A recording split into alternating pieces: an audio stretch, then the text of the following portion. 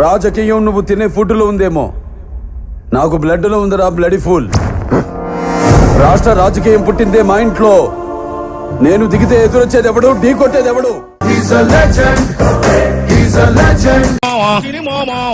ఎటు చూసిన కదలే మామా, కొడతేరని కలలే మామా, పని ఉంటే మస్తుర మామా, లేదంటే ఎవ్వడేం పెట్టినా నా వెంట్రుకు కూడా పీకలేరు. నా జీవితానికి నేనే రాజు, నేనే మంత్రి.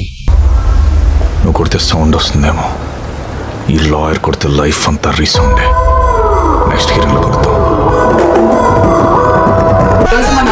ఒక లెజెండరీ లేడీ, ఒక డైనమిక్ లేడీ, రాజమహేంద్రవరంలో ఒక సక్సెస్ఫుల్ డాక్టర్ గా ఉన్నటువంటి డాక్టర్ అన్సూయి పద్మలత గారిని, ఆవిడ సక్సెస్ కి గల కారణాలు ఏంటో ఆవిడకి తెలుసు. కొడుకు రాముతో కష్టం చేసుకుంటే తప్పకుండా ఎదుగుతాం అనేవాడు.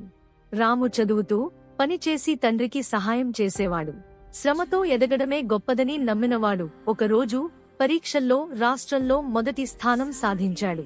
కూలీ కొడుకు టాపర్ అన్న వార్త చుట్టుపక్కల మారుమోగింది. కాని ₹1,00,00,000 లేకపోతే ఉన్నత విద్య సాధ్యం కాదు అని ఓ పెద్ద మనిషి అన్నాడు. రాము విరగకొట్టాడు. నా కష్టం, నా విద్య, నా భవిష్యత్తు. డబ్బు నాకు అడ్డంకి కాదు.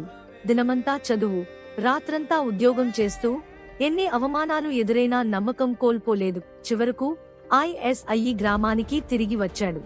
నా తండ్రి కష్టం నాకు బలం ఇచ్చింది. మహానుభావులను సత్కరించుకోవడం అంటే మనల్ని మనం గౌరవించుకోవటమే. Telugu person of the year గా నిలిచిన కట్టా సింహాచలం IAS గారిని వేదికపై చూస్తూ ఉన్నాం. Telugu person of the year అవార్డును honourable governor doctor Shrimati Tamilisai Soundararajan గారి చేతుల మీదుగా అవార్డు అందిస్తున్నామని చూస్తూ